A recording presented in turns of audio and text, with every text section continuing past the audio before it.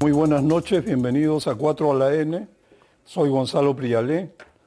Es grato tener como invitados esta noche a Cecilia Villegas, CEO de Capitalismo Consciente Perú, César Luna Victoria, reconocidísimo abogado tributarista, y Omar Aguapara, director de la carrera de Ciencias Políticas de la UPC. Esta noche vamos a tocar el tema de qué podemos esperar de este gobierno, del Congreso y de los partidos y los movimientos políticos. ¿Y qué nos aguarda, no? Va a haber una foto de inicio, ahora siguen las cifras de la insurrección tras la caída de Castillo. 77 muertos, 5 aeropuertos bajo asedio, 20 comisarías atacadas, 5 de ellas incendiadas, más de 12 locales del Poder Judicial y de la Fiscalía incendiados, aún quedan 15 puntos de vías interrumpidas, uno tomado, y se ha iniciado una segunda oleada de marchas, se supone, esta semana. ¿Qué pasó? La primera oleada de marchas parece que no le funcionó a quienes pedían libertad para Castillo, cierre del Congreso, que renuncie la presidenta Dina Boluarte, adelanto de elecciones y sobre todo que se convoque una asamblea constituyente, a un referéndum para decidir si vamos a una asamblea constituyente. Pero nada de esto se logró. Omar, buenas noches y quisiera preguntarte, ¿qué mueve a los peruanos a protestar? ¿Qué factores, qué actores confluyen en la violencia insurreccional desatada tras la caída de Castillo? Buenas noches, Gonzalo. Creo que hay múltiples factores, ¿no? Tanto en términos del tipo de actor que está participando en estas movilizaciones, tanto como en los motivos. Creo que hay causas inmediatas y hay causas más, no tan más mediatas en el tiempo. Creo que hay bastante acuerdo en que hay una heterogeneidad de actores movilizándose desde economías informales, economías ilegales y ciertamente gente que estuvo, yo creo, alentada desde el gobierno de Pedro Castillo. Recordaremos las veces en que convocó a distintas organizaciones sociales y actores de la sociedad civil a Palacio de Gobierno propiamente. Y creo que hay una respuesta parcial por ahí, que tiene que ver con este vacío de poder que se produce con la caída de Castillo, este sacudón, este terremoto político que fue el fallido autogolpe, y que con la respuesta inicial del gobierno, que fue bastante violenta, dio las puertas a una movilización aún mayor, sobre todo en las zonas de la Sierra Sur, que históricamente han estado un poco relegadas, ¿no? Y que han quedado atrás, especialmente en los últimos 20 años, en los que gran parte del Perú ha progresado, pero donde ese crecimiento no ha llegado a estas regiones. Y creo que eso explica en parte también la distribución geográfica de la protesta, que ha estado bastante focalizada y localizada en algunas regiones del Perú y no tanto en otras. Pero también hay ciertamente un elemento político de corto plazo que tiene que ver con la propia caída de Castillo, con la movilización de ciertos sectores de la sociedad, incluyendo, como les mencionaba, economías ilegales, informales y elementos incluso que están más ligados y próximos a movimientos terroristas también, ¿no? Claro, ahora se nota que sobra evidencia de brechas sociales que no se cierran, ¿no? Las carencias son reales, en agua, saneamiento, salud, hay una lista. Hay falta de empleo y oportunidades. Sobran causas justas de protestas. Sin duda, sería absurdo negarlo. Sin embargo, esta motivación no parece ser la que mueve a los políticos y activistas de izquierda radical que aprovechan las protestas para justificar la convocatoria a una asamblea constituyente, impulsar una nueva constitución, eliminar el capítulo económico, refundar el país para eternizarse en el gobierno y saquearlo. César, ¿cuál es tu lectura de esta dicotomía? ¿Es posible que estemos presenciando un aprovechamiento político en cierto grado? Yo me declaro analfabeto para entender la coyuntura. Yo creo que la coyuntura es muy compleja y creo que el primer punto de partida es reconocer que nos está siendo difícil leer. No es una lectura fácil.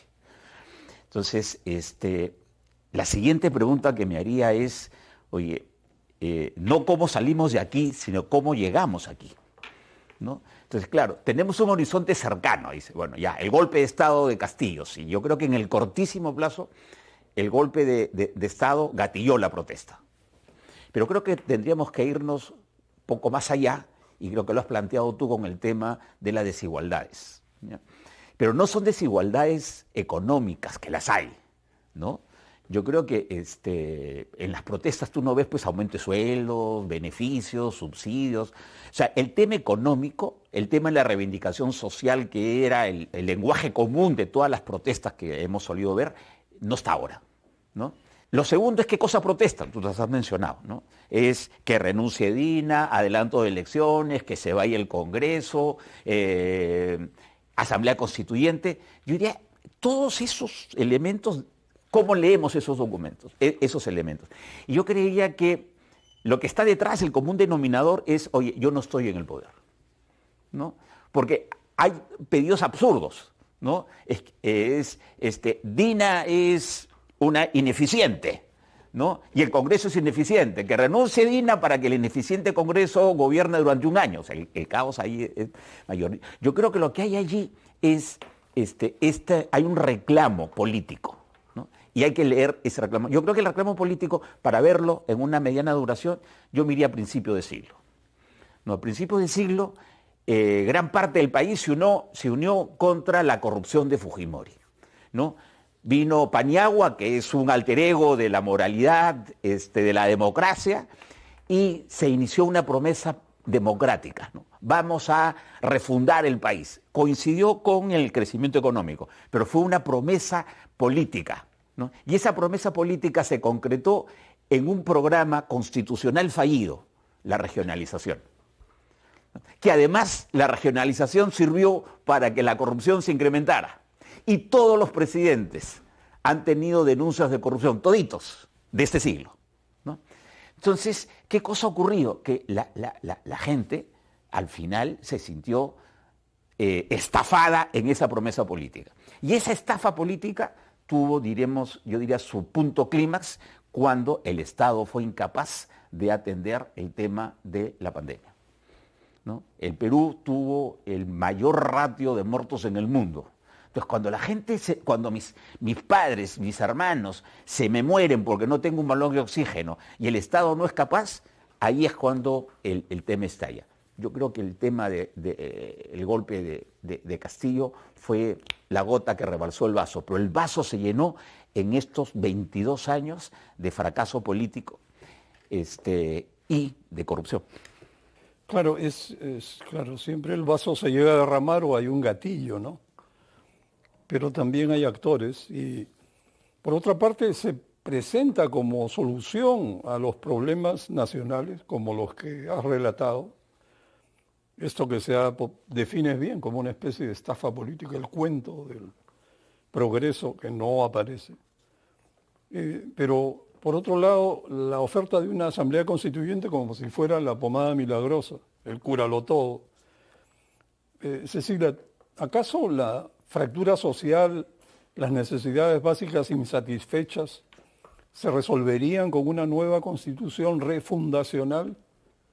Sin duda que no, Gonzalo. El tema en realidad es que no hemos hecho la tarea adecuada. Creo que tanto Mar como César han hecho un diagnóstico de lo que está ocurriendo. Y a mí solo me gustaría acotar que lo que yo encuentro es que hay una falta de representación política. Los ciudadanos no están adecuadamente representados, no hay una administración del poder adecuado. El Perú es un país de argollas. Hoy mi argolla está en el poder y en general lo que la población, sobre todo de regiones, ha sentido es que la argolla de Lima ha capturado siempre el poder.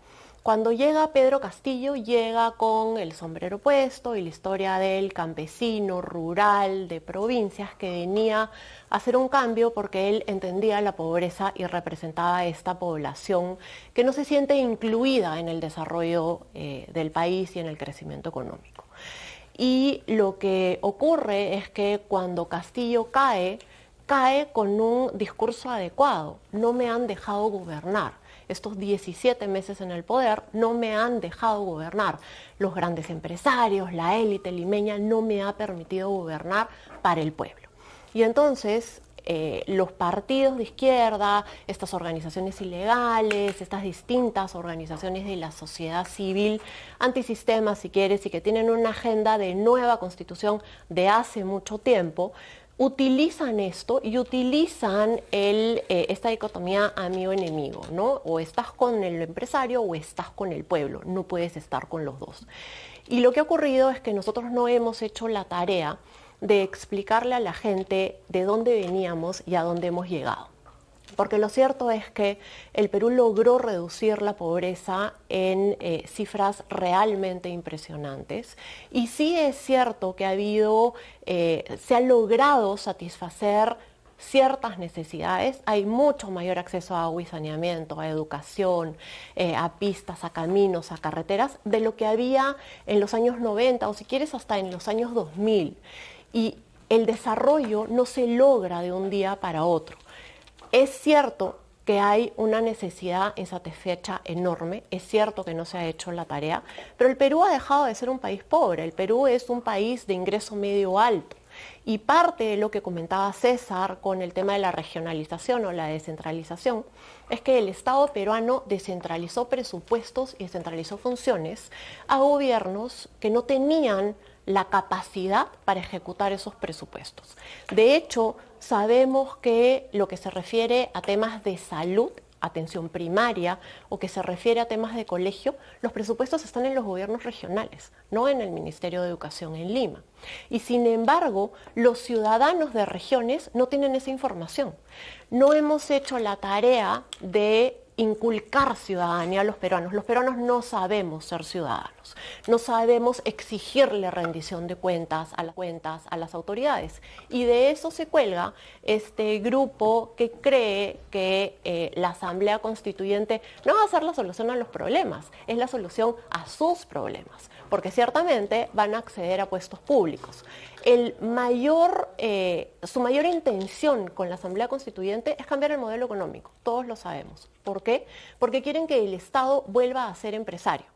Y no tienen que cambiar la Constitución. Ya Petroperú, de hecho, ha dado un avance al firmar el contrato con Perú Petro por el lote 192, ¿no es cierto? Entonces, cuando se comienza a volver al Estado empresario, estos políticos de izquierda se trepan en los puestos públicos y capturan rentas. Lo que están haciendo es privatizando al Estado. Entonces, toda esta discusión de necesitas una asamblea constituyente, necesitamos una nueva constitución para resolver el acceso a agua, para resolver el acceso al poder o la adecuada representación política, no es cierta, es mentira. Pero no hemos hecho la tarea de que los ciudadanos conozcan la constitución política, no tenemos un buen sistema de educación y tampoco debatimos con la izquierda, no nos sentamos a debatir con ellos en las organizaciones de base o en la academia. Entonces, al no hacer esta tarea, lo que termina ocurriendo es que su narrativa gana y es una narrativa en la que fingen tener un real interés por el que menos tiene, por el más pobre, pero esto no es real. Su interés es simplemente copar los puestos públicos y las empresas del Estado. Claro, hay un interés muy concreto, ¿no? El sueño del Estado propio para toda la vida y meter la mano sin temor. Bueno, por otro lado, es cierto que sin un Estado eficaz las carencias causan frustración, pueden generar protestas. Pero esto lo aprovechan cuadros extremistas de izquierda vinculados directamente a grupos terroristas que se ponen al frente de las protestas, cometen vandalismo, crean caos y buscan la caída del gobierno para capturar el poder, ¿no? Ahora, decir esto no busca ocultar las causas de la protesta, no, es imposible. Pero tampoco quiere decir que todos los que marchan, ni siquiera la mayoría de los que marchan, son terroristas. No, nada que ver. Pero aquí viene el tema de las narrativas. El San Benito del terruqueo, Omar, deja en offside a los críticos, ¿no? Funciona bien. La verdad resulta atarantador. Los periodistas, los propios políticos, terruqueo, y se quedan congelados. No saben qué decir, como si fuera un crimen pensar en estas cosas. Pero forma parte sustancial de la narrativa de izquierda. Omar, ¿por qué será que la narrativa de izquierda se ha impuesto, ha ganado tanto terreno? Yo diría que le viene ganando por goleada la narrativa de derecha. Es una buena pregunta. A mí me llama mucho la atención. Yo estoy de acuerdo. Sin duda que hay una narrativa eficaz. Creo que el fetiche de la Constitución funciona muy bien porque es un símbolo contra el que no hay nada parecido del lado de la derecha que pueda esgrimir, ¿no? Yo creo que no alcanza necesariamente con decir, miren cuánto se redujo la pobreza o hacer uso de cifras, porque esas cifras a veces no transmiten con tanta claridad lo que transmite de repente un mensaje más antisistema. Pero también es cierto que esta narrativa también funciona mejor en otros lados, en algunos lados que en otros lados, ¿no? No hemos visto, creo yo, en Lima el nivel de movilización que se ha visto en otras partes del Perú. Sin eso, por ejemplo, sin el hecho de que Lima se haya sumado, como se sumó antes, a algunos otros episodios de movilización, esta protesta no ha logrado tener el éxito que creo que sus promotores, quien sea, porque ni siquiera hay líderes visibles, hayan buscado tener, que la toma de Lima, que la segunda toma de Lima, que estos episodios en realidad no han tenido la repercusión que ha tenido, y creo que obedece también a esa, como ya había dicho, distribución desigual. Creo que funciona mucho mejor este discurso en zonas del Perú que están... no solamente hay desigualdades económicas, lo anotaba muy bien César, ¿no? También creo que, y Cecilia con el punto de la representación política. También es muy interesante ver que ahí donde no hay liderazgos políticos, la representación política ha fracasado con más contundencia. Pero para hablar de la narrativa, para tratar de entender por qué hay tanta diferencia a nivel nacional, porque hay cosas que son en común. La corrupción es endémica, la dificultad del Estado para gestionar sus recursos es también, creo que, transversal. Va a estar Tumbes a Tacna y de Loreto a Lima. Y entonces yo creo que en muchos sentidos esta narrativa, este discurso pro un Estado empresario, pro constitución nueva, pro asamblea constituyente, funciona mejor ahí donde no hay estas oportunidades, creo yo, donde el mercado no ha surgido en reemplazo del Estado. Creo que en los últimos 20, 25 años, de alguna manera, el fracaso del Estado, el fracaso institucional, fue reemplazado en algunos espacios y en algunos lugares por el sector privado, por el mercado. Y ahí donde no hay esas oportunidades, donde el mercado no ha funcionado de mejor manera, es donde creo que más fecunda ha sido la capacidad de este discurso para calar, ¿no? De la narrativa famosa. Y creo que sí, creo que está avanzando. El problema es que está avanzando lo que de repente era un discurso muy, muy marginal hace 15 años, de grupos que siempre han mantenido lo de la Asamblea Constituyente, hoy día va ganando y va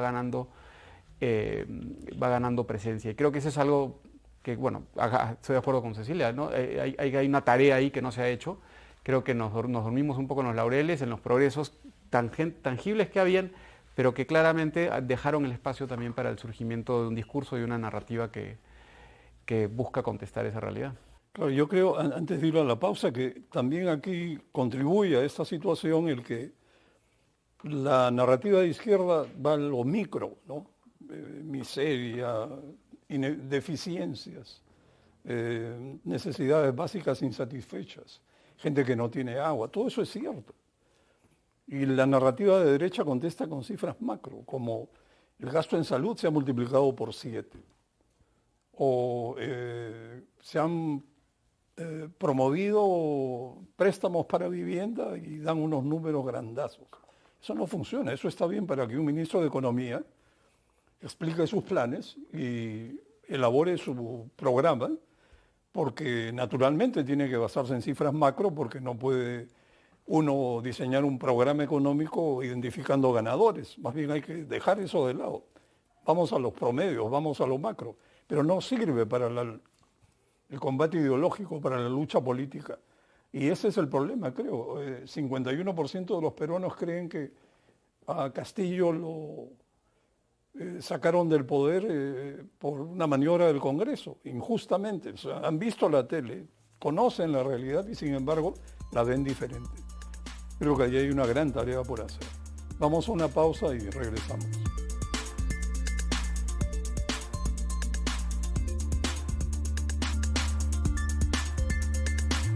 Bueno, estamos de vuelta. Hablemos de la polarización que atraviesa el país. La violencia ha crecido tanto que no es posible dialogar y pactar, ¿no? Esos tiempos antiguos ya no parecen estar al alcance de la mano. Estamos viviendo en una sociedad muy polarizada. No es solo el caso peruano. Hace unos meses Bill Gates hizo una declaración que me dejó impresionado. Según dice o pronostica Bill Gates, en las próximas elecciones norteamericanas, el grado de polarización es tan brutal que podría haber una guerra civil. Así llega a tal extremo la situación de polarización. Bueno, pero en el Perú la estamos viviendo. El liderazgo está siendo copado por extremistas. No hay centro, ni izquierda, ni derecha moderadas que valga la pena considerar, que se haga oír, respetar y se gane un espacio. Los grupos neosenderistas parecen dominar la escena de las movilizaciones, acallan a quienes no los sigan, obligan al cierre de mercados, por ejemplo, y amenazan a quienes no participan. Eso es bien efectivo para capturar o secuestrar, como se dice, ciudades, ¿no? Como ha ocurrido. Y los grupos ultraconservadores derechistas tienen el liderazgo del otro extremo, ¿no? César, ¿cómo puede sobrevivir el país en un ambiente tan polarizado? ¿Existe todavía un centro político o crees que ha quedado pulverizado? No, el centro siempre existe. En nuestra imaginación. Claro, en el espectro. Qué tan grande sea, ese es un tema, pero como posibilidad existe. Dos ideas. La primera, para sacar un poco el tema del país, efectivamente a nivel mundial hay una adicción, esta no es palabra mía, es palabra de Llorente y Cuenca, hay una adicción por el extremo, ¿no? Ha ocurrido en varias elecciones mundiales. Y en el Perú viene desde hace 3 o 4 elecciones, el tema se gana por 40.000 votos, 30.000 votos, 60.000 votos y un universo de millones de electores, ¿no? Casi micras décimas de punto porcentual o centésimas de punto porcentual. Y creo que a mí, déjame tomar una palabra tuya, Cecilia, es que no somos ciudadanos, ¿no? El ser ciudadano es y acá viene mi formación de abogado, transige. El ciudadano exige por un lado, pero sabe hasta dónde exigir. Y creo que al olvidarnos de ser ciudadanos, nos olvidamos de exigir y nos olvidamos, esos son los derechos, pero nos olvidamos de las obligaciones, que son la parte que damos. Yo creo que somos responsables todos, porque hay un extremo de derecha que está, ¿no? Hay un plan de derecha conservador que me parecen de los años 60 y preconcilio Vaticano II, pero está ahí, hay un extremo de derecha y hay un extremo de izquierda. Y creo que nosotros lo alimentamos cuando no revaluamos lo que has llamado, yo llamaría a la izquierda democrática y a la derecha liberal. Yo diría que la izquierda democrática y la derecha liberal han perdido éxitos políticos. Y al perder éxitos políticos, los que han recuperado son los extremos. Y para irnos al extremo de izquierda, que es un poco el que más vemos, estos grupos neosenderistas, yo diría que surgen por culpa nuestra, ¿no? Al terrorismo se le derrotó, por lo menos ideológica y militarmente, hace 30 años. ¿Cómo resurgió el senderismo o el neosenderismo, ¿no?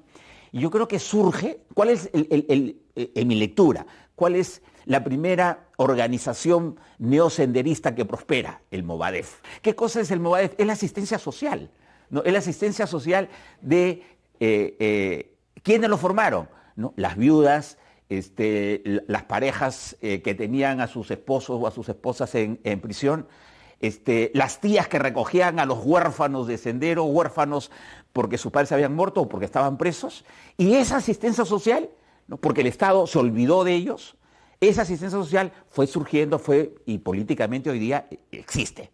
Yo creo que todos los que todos los que leemos más de 4 páginas de diario, sabemos que hay un nuevo sendero que existe, que está detrás de esas operaciones, sin duda, y que son extremistas, sin duda, y que le han ganado a la izquierda, sin duda. A eso lo que Omar ha dicho, ¿no? La economía criminal, ¿no?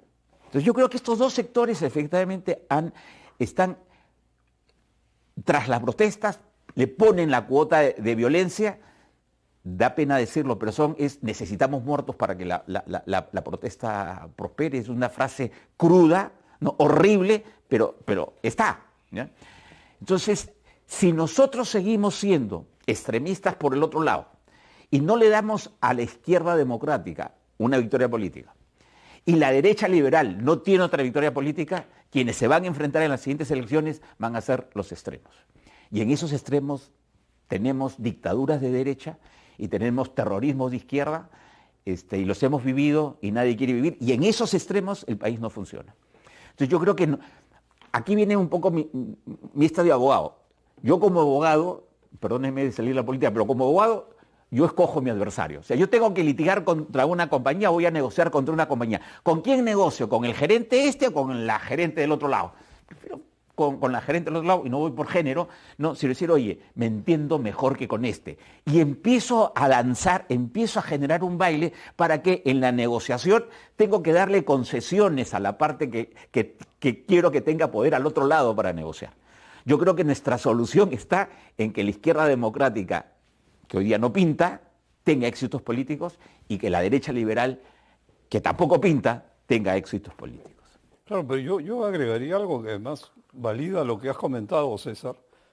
Creo que hemos visto pasmados cómo el neosenderismo llegó al poder con Castillo. Había evidencias fotográficas de sobra, cantidad de personajes estrechamente vinculados a Movadef, a lo que se puede llamar neosenderismo, de la mano con Castillo. Ministros que estaban vinculados y que dicen que no, nunca firmé una adhesión, y eso es suficiente para salirte del problema. O sea, hemos pasado por agua tibia, algo que era evidente. El neosenderismo desbordó a la izquierda democrática y a la izquierda no tan democrática, y francamente están tomando la batuta de esta insurrección en que ha devenido la caída de Castillo. Ahora, Dina ha optado por contener la presión de las marchas y las minorías insurrectas con el apoyo de las fuerzas del orden, y podría tratar de quedar en el gobierno hasta completar su mandato, si es que el Congreso no se pone de acuerdo sobre el adelanto de elecciones y la calle se cansa. Ahora, Dina no cuenta con partido ni congresistas, y su respaldo consiste en algunas bancadas o grupos que se turnan en apoyarla por temas, y en medio de la polarización parece haber dejado de lado o no privilegiar la búsqueda de diálogos. Cecilia, ¿crees que es posible un diálogo pacificador? ¿Qué piensa Capitalismo Consciente, del cual tú eres CEO, al respecto? ¿Qué rol podrían jugar los empresarios conscientes? Mira, de hecho, una de las cosas que Capitalismo Consciente promueve es el liderazgo consciente. Uno de los grandes problemas que tenemos en el Perú, o una de las razones por las cuales hemos llegado a la coyuntura actual, es porque no existen liderazgos. Y a nivel global, a nivel mundial, hay una crisis de liderazgo y hay una crisis de confianza. Y los ciudadanos están volteando cada vez más a mirar a los CEOs de las empresas, a los dueños de las empresas, y están buscando en ellos ese liderazgo. Los ven exitosos en la empresa y entonces quieren que los representen, quieren que hablen sobre temas de políticas públicas que atañen realmente a los ciudadanos y que no necesariamente están vinculados con la empresa. De hecho, el barómetro de la confianza de Edelman ha encontrado que el 81% de los ciudadanos quiere escuchar a sus CEOs representándolos, y 6 de cada 10 trabajadores evalúan cuál es el rol del CEO de la empresa a la que están postulando antes de aceptar un trabajo. Entonces hay una necesidad de liderazgos bien importante, y en el Perú no lo estamos viendo, porque uno de los problemas que tenemos es que tenemos una clase empresarial vergonzosa y vergonzante. En el Perú los empresarios se avergüenzan de todo lo que han logrado, y en lugar de salir públicamente y decir, miren dónde estábamos y miren lo que hemos logrado gracias a la empresa privada y gracias al impulso que el motor de la empresa privada ha generado en el crecimiento económico del país, bajan la cabeza. Ustedes lo comentaban hace un momento, la izquierda sale a Taranta y todos se esconden, todos se agachan. marchan.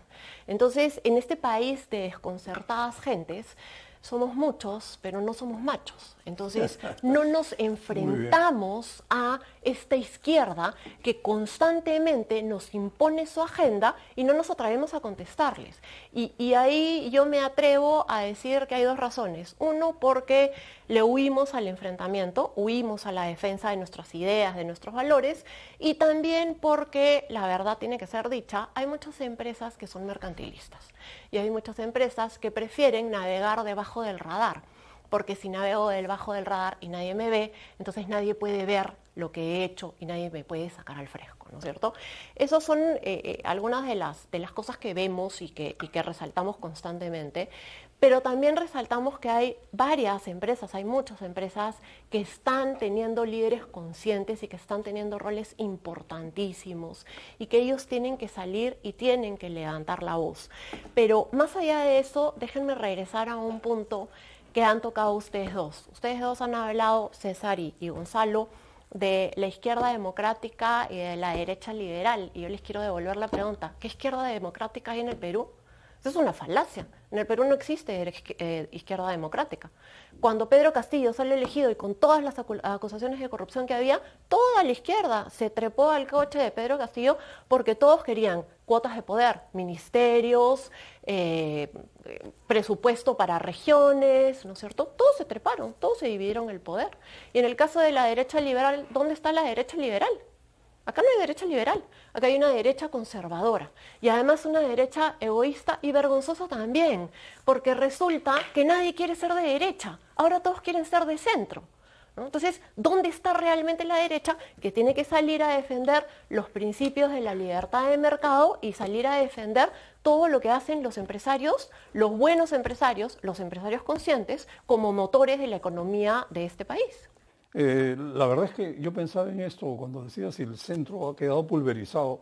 Sé que hay un espectro, pero yo pensaba en actores. ¿Quiénes son? O sea, trato de encontrar personificaciones y no las encuentro.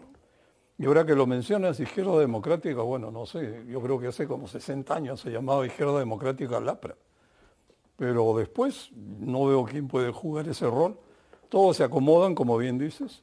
Lo gracioso es que he visto ministros que eran abogados de Castillo a tiempo completo, en vez de actuar como ministros, diciendo, pero no estuvimos en el gobierno, no nos dejaban gobernar. Eso es el colmo, pues, de la cara dura, ¿no? Y por eso, por no hablar claro, es que está pasando lo que está pasando. Ahora, Omar, yo quería preguntarte, ¿podría ser que estemos a punto de pasar del fuego al agua a punto de hervir, de la turbulencia a una estabilidad mediocre, una meseta sin sostén, ¿no? Eso tranquiliza, tal vez, pero no soluciona. ¿Cómo crees que sería la nueva normalidad si los problemas de fondo siguen intocados, irresueltos? Es bien difícil pensar que esto se pueda sostener en el tiempo, ¿no? De que podamos seguir en esta dinámica autodestructiva en la que estamos inmersos, en esta tragedia institucional, ¿no? Con estos espacios huérfanos de representación, como dicen César y Cecilia, donde no hay estos liderazgos. Más allá de la coyuntura, bueno, hay una coyuntura en la que vamos a ver, a todos indicar que ante la bajada en el ritmo de protestas, más allá de la segunda toma de Lima, de que Dina Boluarte pueda sostenerse un poco más de tiempo en el poder, yo creo que esto sería electoralmente costoso para el status quo. Lo he comentado en la columna en Semana Económica, de este sol mentiroso que tenemos, ¿no? Porque en esta aparente paz social que estamos viviendo y esta estabilidad que se esconde después de la tormenta que hemos vivido en diciembre y enero, ¿no? Con todo ese nivel de violencia, hay un riesgo que a más tiempo pase Dina Boluarte en el poder, gane más fuerza un discurso de izquierda en una siguiente elección, ¿no? Posicionándose Dina más que nada por oposición a Castillo, ¿no? Castillo viniendo a la izquierda, Dina Boluarte tratando de hacer lo opuesto y manejando el país de una manera que creo que está en las antípodas de alguna manera ideológicamente, a pesar de haber sido parte de su plancha presidencial. Y sería curioso porque es una izquierda que debería estar, una izquierda antidemocrática, ¿no? Una izquierda golpista, una izquierda corrupta, que debería estar en el piso, debería estar anulada electoralmente, puede que retome mucha vitalidad y gane fuerza en una siguiente elección. Y eso sería bastante irónico, ¿no? Bastante ya no sorprendente, pero que pondría ahí sí esto que estamos viviendo, esta continuidad dentro de todo, porque hay una estabilidad, sí, pensando en décadas democrática y de un relativo libre mercado. Y sí hay un riesgo, no sé cómo está sobreviviendo los últimos 6 años, la verdad, o los 7 años, tanto la democracia como la continuidad y la estabilidad económica, pero hay un riesgo de que finalmente esto se venga abajo, ¿no? Tanto la democracia como el libre mercado. Y ese es un riesgo, hay un riesgo que hay que mirar con mucha atención, porque para una siguiente elección pueden terminar explotando ya ahí sí estos fenómenos que hasta ahora han asomado de manera un poco tímida. Lo vimos un poco en la elección de Pedro Castillo, tampoco fue un presidente tan popular, no fue elegido con 15%, se coló un poco en este espacio vacío de representación, pero nada impide que surja un verdadero outsider con mayor capacidad que Pedro Castillo, un poco más de carisma y un poco más de habilidad y se tumbe todo abajo, ¿no? Y creo que eso es un riesgo permanente ahora en el panorama político. Pero en este contexto, César, ¿cómo ves el futuro cercano? ¿Adelanto de elecciones para un periodo complementario 2024 a julio 2026 o para un periodo completo 2024 al 2029? ¿Cuál sería la opción menos precaria? Déjame hacer una dúplica. Ya. No puedo recibir el guante de Cecilia sin cogerlo. Sí, no hay derecha liberal y no hay izquierda democrática si miramos la escena política formal. Porque no hemos tenido partidos políticos. Yo creo que el último gran partido fue el APRA antes de la alianza, antes de Prado o antes del primer Belaunte, ¿no? Hasta ahí el APRA era un APRA que se organizaba políticamente. Luego, bueno, hasta el último Alan García también tenía esquema de partido. Eso no existe. No hay ningún partido que tenga los vasos comunicantes que llegó a tener el APRA en la primera mitad del siglo. Pero yo sí creo que hay semillitas. Y tú eres una semilla. O sea, tú eres una CEO de un think tank que yo sí llamo derecha liberal.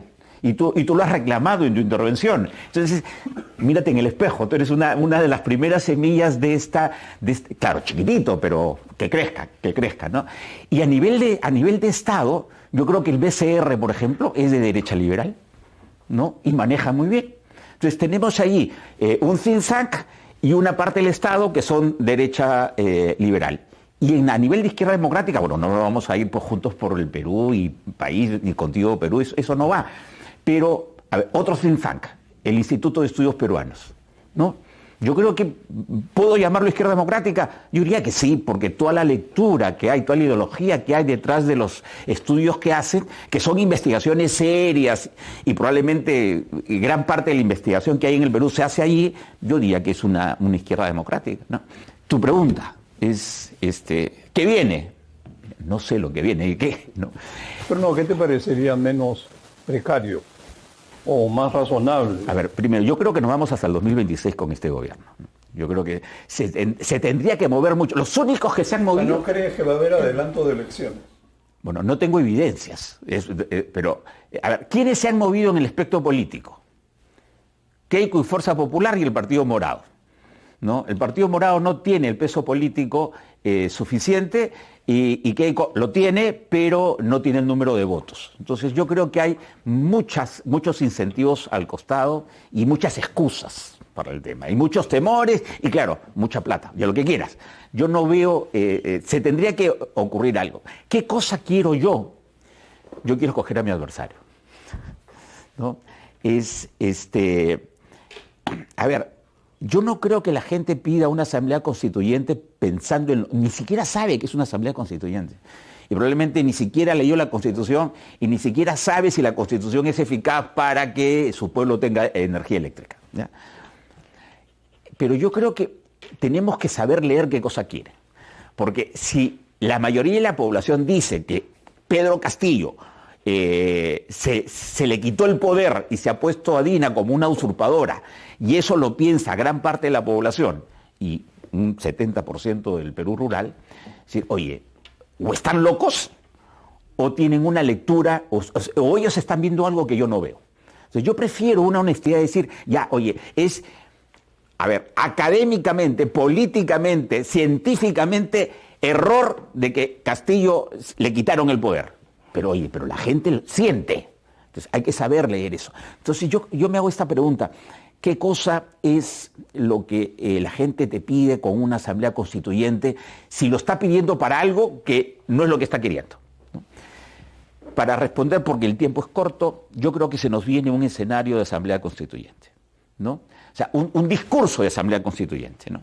Porque si Dina Boluarte no renuncia, si no hay adelanto de elecciones, si no se van todos y lo de aquí y lo de allá, lo que va a quedar es la asamblea constituyente. O sea, el discurso de la asamblea constituyente va a venir y yo creo que tenemos que prepararnos para ese discurso. Yo creo que a nivel académico hay un tema, o sea, la asamblea constituyente es un tema de negociación. O sea, a ver, en la parte económica ha funcionado bien el mercado, pero tenemos una economía criminal, ¿no? A nivel político, los empates entre Ejecutivo y Parlamento, la regionalización son problemas que no han funcionado. Entonces creo que tenemos que empezar a conversar. Yo no creo que la Asamblea Constituyente se va a poner en el 2024 y no creo que tengamos una asamblea formal en el 2025, pero que va a estar en el discurso y que nos va a acompañar los próximos años, creería que sí. Bueno, vamos a una pausa y seguiremos con el tema. Bueno, estamos de vuelta. Yo la verdad no coincido con César en el sentido que lo que se nos viene es un debate, no sé cómo llamarlo, constante sobre una convocatoria de asamblea constituyente. Ese es el sueño, pues, del socialismo del siglo XXI. Fue un fracaso en Chile. El gobierno de Boric se tomó 7 meses en producir una nueva constitución, lo llevaron a referéndum y perdieron por goleada. 62% de rechazo y el 87% de los chilenos fueron a votar, no siendo obligatorio. Es un ejemplo de participación ciudadana. Acá debe pasar lo mismo, es decir, es una gran estafa pensar que una nueva constitución va a cambiarle la vida a la gente, llena de declaraciones de derechos, porque la izquierda del socialismo del siglo XXI, ¿qué está demostrando? Que no sabe gobernar, no tiene capacidad para gobernar. Puro palabreo, pero no rematan al arco, no hacen las obras, no toman las decisiones que cambian un país. Plantean unas especies de salidas utopistas que no se van a materializar y al final empobrecen a la población, desaparecen a la clase media, estatizan todo lo que puedan y la gente se vuelve dependiente del Estado. Luego, millones de ciudadanos se van a buscar mejores horizontes. Esa película la hemos visto en Cuba y en Venezuela. ¿Y queremos debatir sobre eso en los próximos años? Bueno, pues debatamos, pero mejor no perdamos el tiempo de esa manera. Sin embargo, es válida la idea de que puede ser un tema. Ahora, creo que lo que se está perfilando es para el 2026, ya que parece lo más probable que este gobierno se quede hasta el 2026, que estamos entrando en un equilibrio inestable, ¿no? Es una paradoja que a partir de una coalición congresal de facto, informal, populista y conservadora, cuyos actores pugnan y se pelean en temas como la Asamblea Constituyente, el estatismo, el libre mercado, sin embargo convergen para quedarse todos. Aprueban unánimemente leyes populistas, descaradas respecto a los fondos de las AFPs, sirven los intereses de las universidades Bamba y otorgan subsidios indiscriminados, le regalan plata a los transportistas informales. Entonces, Omar, ¿tú crees que en este contexto llegarían todos, el Ejecutivo y el Legislativo, al 2026? ¿A qué costo? ¿Qué podría ocurrir en las siguientes elecciones? Un poco más de esto, ¿no? Un poco de algún tipo de populismo, creo que ese es el gran riesgo. Creo que ya se rompió de alguna manera este consenso tecnocrático que nos había estado gobernando. Creo que se rompe un poco con la pandemia y ya penetra y se inmiscuye en estas islas de eficiencia. En lo poco que había estado funcionando en el Estado, creo que incluso eso se quiebra y está expuesto, creo que lo hemos visto en varias de las leyes que ha sacado el Congreso. Todavía la permanencia de Julio Velarde, ratificado por Pedro Castillo, creo que fue un rezago de esa era, Pero creo que el gran riesgo es eso, ¿no? El fin de este periodo donde nos estuvo gobernando esta combinación de lógica tecnocrática y una democracia sin partidos, ¿no? Que creo que funcionaba en gran medida gracias al crecimiento económico, gracias al progreso que tuvimos, pero que lo primero lo golpea la pandemia y ahora ya finalmente la crisis se ve superado por la crisis política e institucional, ¿no? Ya pasamos esa etapa en que ya creo que lo mencionaba Cecilia y lo ha mencionado César, ya ante esa ausencia de liderazgo y esa ausencia de representación creo que ya la gente no soporta más. Creo que hay un nivel de hastío con el sistema que ya supera cualquier continuidad institucional, ¿no? Yo creo que es probable que lo que haya sucedido es que el modelo económico muestra una gran resiliencia. Ha soportado estas pruebas, la pandemia, el gobierno de Castillo, y todavía la economía tiene cifras decentes. Pero eso no puede ser eterno, pues, ¿no? Hay un problema de cansancio y una falta total de línea de defensa política del modelo, porque los políticos parece que estuvieran en otra cosa, repito, aprobando leyes populistas descaradamente. Hay un problema, creo, de fondo, que la descentralización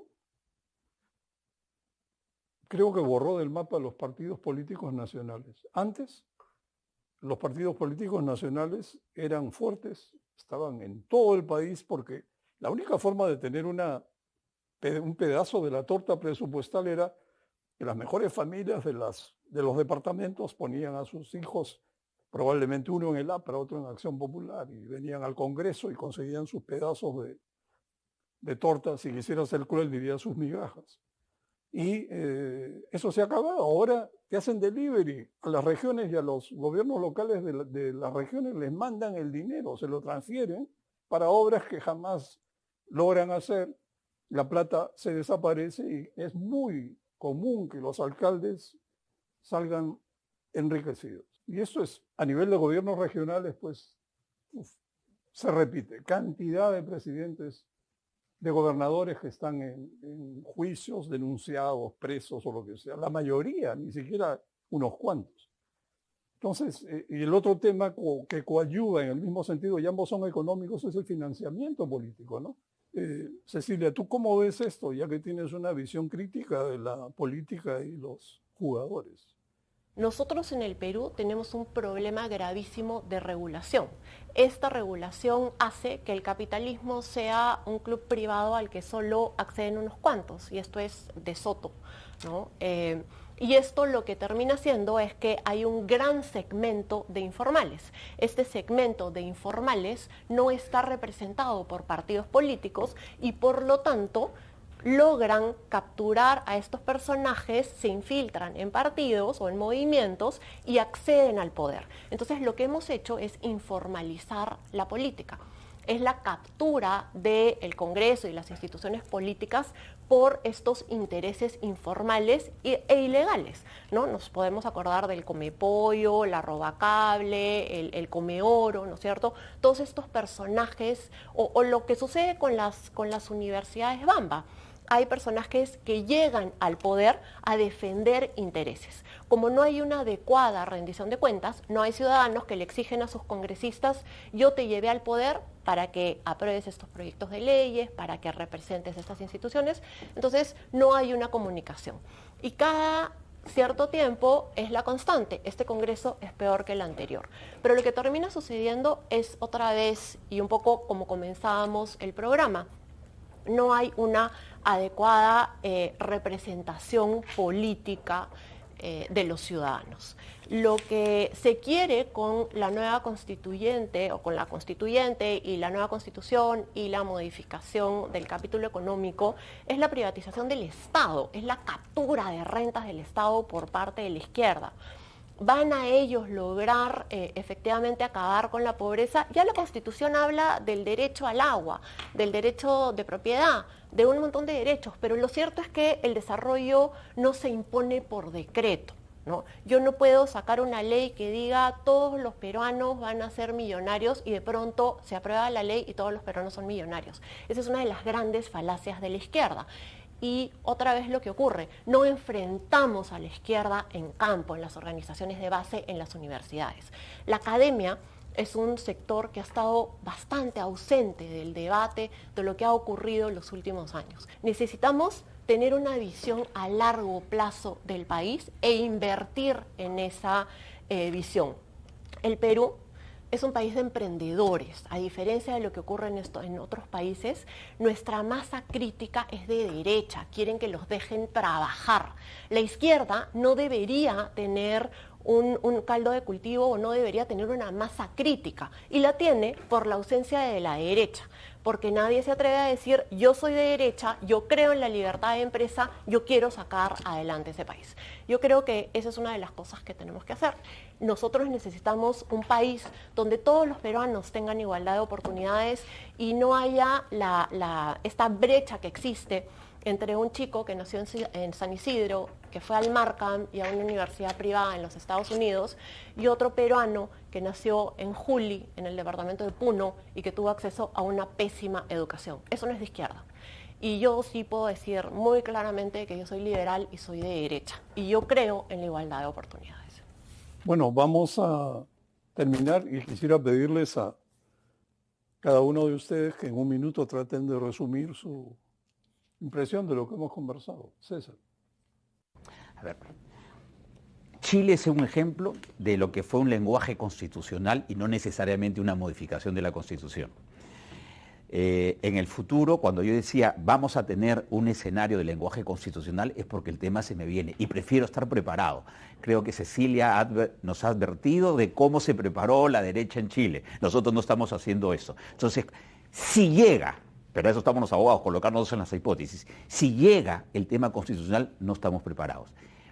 Segundo, yo prefiero que llegue una asamblea constituyente en la que yo haya preparado el camino y haya negociado temas de cómo se forma la asamblea, qué temas van a tener y todo eso, a que me caiga por desplome por la grita popular.